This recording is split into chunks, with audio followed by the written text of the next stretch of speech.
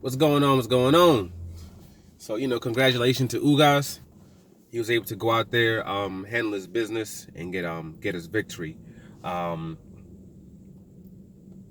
I know a lot of people, some people didn't believe that he had any kind of chance on winning the fight.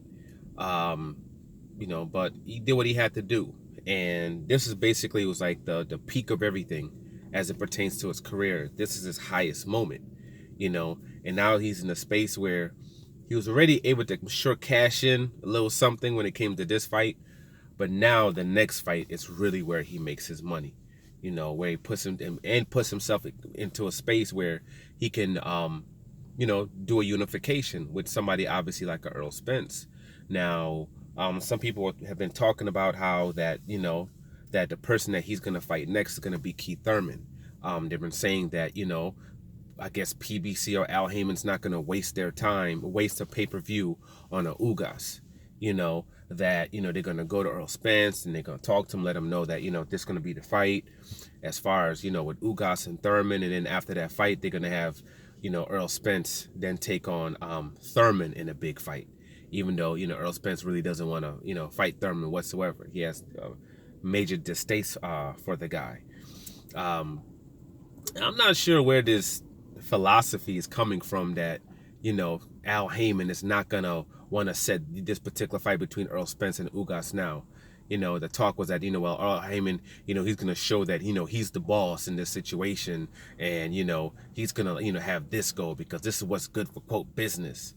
And I have to just completely disagree with this mindset and this tone, just due to the fact that Ugas and Earl Spence were already gonna fight.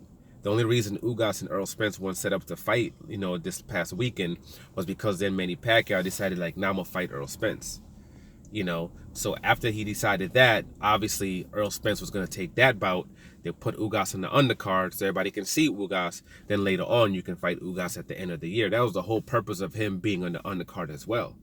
So you were gonna set up this fight with Ugas before, but now that Ugas is coming off his biggest win on the biggest stage in front of 17,000 people, where everybody's going to be talking about this bout and going to be talking about what he was able to do in this, in that matchup. The guy that basically probably ended Manny Pacquiao's career, now all of a sudden is not a good enough fight. It doesn't make any sense. And also, Al Hayman, when you see how he moves, you see the things that he does, there's nothing about him that says, oh, I'm the boss, so you're going to do what I'm going to do. It's never been like that. Never. But all of a sudden, now it's going to be like that. It's like as if they're trying to push a certain narrative of what the man is. Even though he's not, they're trying to push the narrative that this is what he is, for whatever weird reason. Al Hayman, it's kind of people flip-flop depending on, what fits their narrative. What drives their, I guess, I don't know if it's an agenda or what it is, But when it comes to somebody like Al Hayman, it's always the same. Hey, you have these options, what you want to take, or, hey, what do you want to do? And depending on what you want to do, he can make it happen. He's never forced anybody to do anything. He can't force anybody to do anything. If he could force people to do things, he'd make, he would, well, Gary Russell's not a peep Al Hayman fighter, but if he still was, he would make him fight 3 times a year, or at least twice a year. He would make him go to all these events like these other fighters do to promote themselves better. You would do something like that. If he was all quote about business, he wouldn't have let Martin go to the UK to fight Anthony Joshua. He would have kept Martin, said, F you and that $7 million you can make over there. Wait till Deontay Wilder had his fight, whatever that he had to have. Then he would have had him do a unification with Deontay Wilder and pay him his $2 million or whatever it was. But it was in Martin's best interest for him to go to the UK and do his bout. When he had Wilder wanted to fight Ortiz, and they did the Ortiz fight, that wasn't in the best interest of business. That was dangerous. Ortiz, Tyson Fury, those 2 styles are Wilder's kryptonite. He just happens to overcome that. He overcame that, and obviously we'll see what happens with the Fury fight in the next fight. He overcame them. These are the absolute worst styles for him. So them doing that particular fight, it's not in their best interest. But they did that fight with Ortiz anyway, even though it was super high risk, low reward, as some people would say. It wasn't worth it. They could have just kept him in there, knocking people out, and from there on, they could have went into, I guess, it's called the Tyson Fury fight, because I mean, you're doing the fights where they're doing $17 million gates. You know, you could say, okay, it's worth it. You know, but they still put him in not only once but twice, went against what might have been in the best interest of business, knowing that he had this massive fights already set up with Tyson Fury, this multi-fight deal. You know what I'm saying? Where if he lost, that would have been it. It would have been all out the window. But that's what Wilder wanted to do.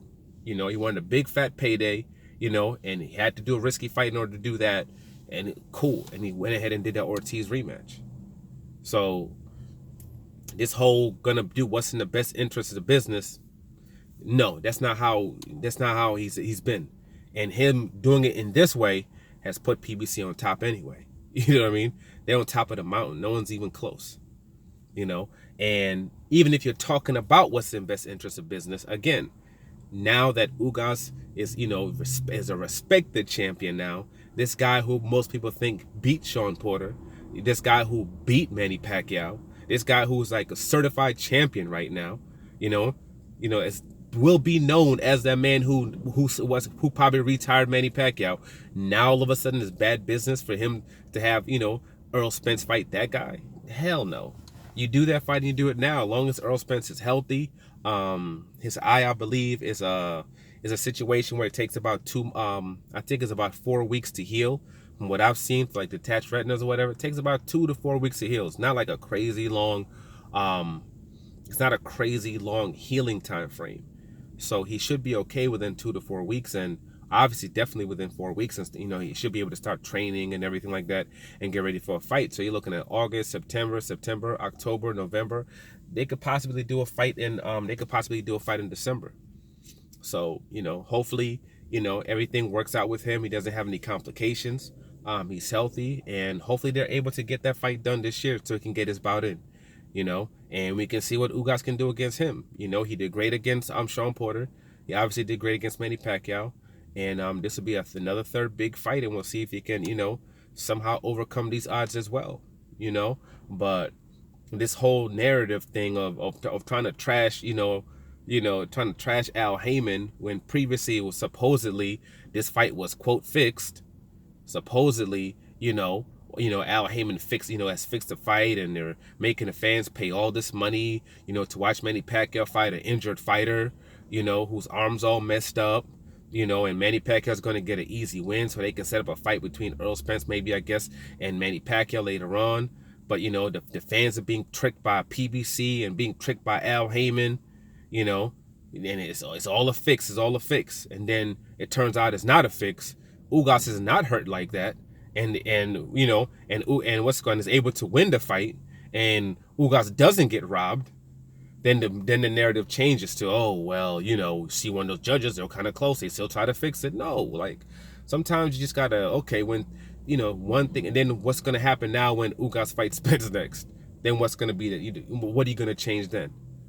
Like, sometimes you just, if you're wrong with something, it's cool to just say, you know what, I was wrong with that one. If I'm wrong with something, I'll just say, hey, I was wrong with that. Some things I'll predict, would they come true, but I'll sit there and say, I hope I'm wrong. I hope this is not true. I hope I can come here and say, hey, I was wrong in this one.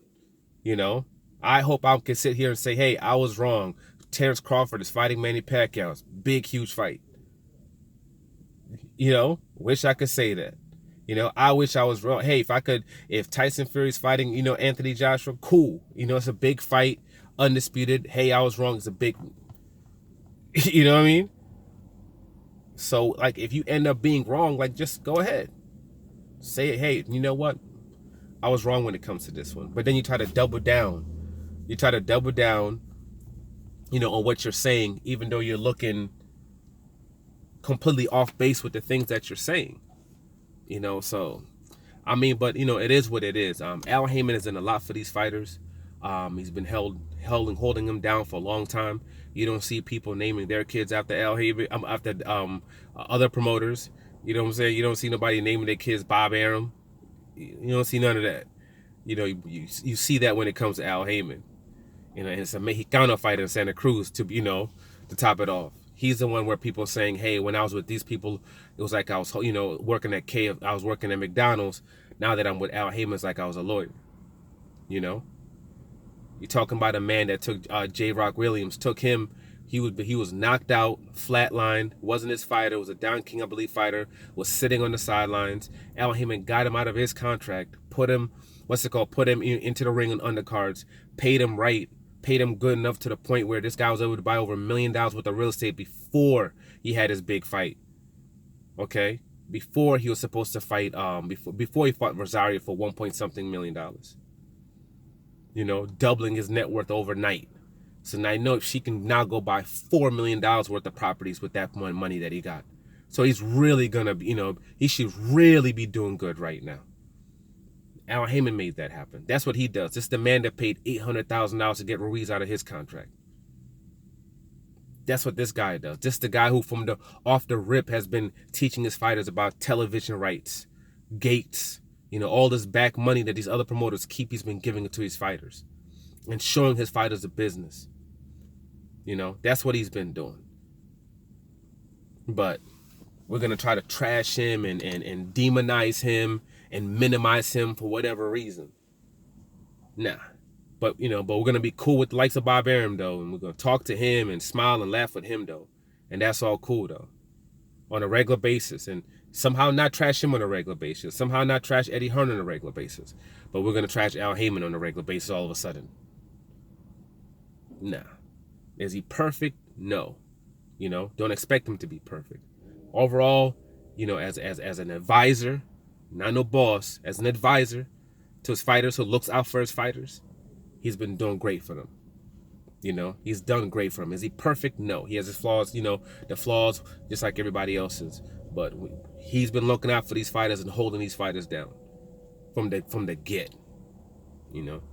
But hey, to each his own. But expect, long as Earl Spence is healthy, I expect Ugas versus Earl Spence on pay-per-view. I expect it to do the same he's been doing, 250, 300,000 or more. I expect him to do good gate as it pertains to that as well. And that's it, because that's the next move. Earl Spence has maybe 2 fights left, in this weight class before he moves up. So that would be basically Ugas, and after Ugas, Terrence Crawford. If a Terrence Crawford doesn't happen after that, I expect him to move up next year to 154 and probably take on Costano. I could see that fight happening. But we'll see what happens, man. Boxing's been kind of crazy this year. But for now, like, subscribe, share. I'm out.